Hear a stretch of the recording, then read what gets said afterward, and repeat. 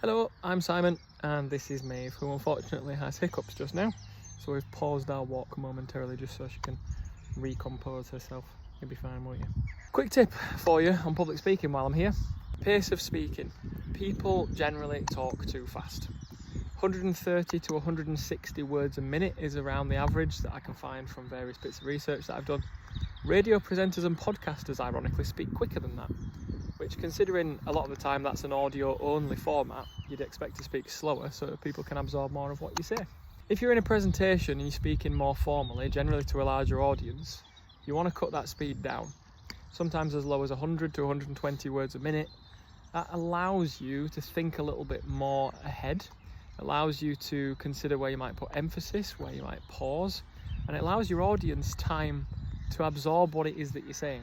Trouble is, if you haven't practiced speaking at a slower speed, you generally can't. I remember when I used to run quite a bit, and I used to go to a running coach, running club, and we would try and run miles at different speeds. I found it really difficult to adapt, and it gradually then got easier during races and so on. But if you don't try and ever adapt your speed, or you don't try and change anything about the way you speak, it's very difficult to do in a situation if you haven't practiced it already. There's an old saying from a friend of mine who's from Greece that if you bleed less in war, it's because you've sweated more in training. So those that sweat more in training bleed less in war. It's a great saying.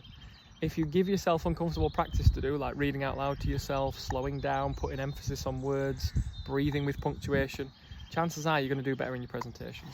In future, practice getting yourself an extract of 120 words or so. Take a minute to read it on a stopwatch out loud to yourself. And if you can do that comfortably, then you know that you're able to adapt the speed of your speaking so that you can engage more with your audiences.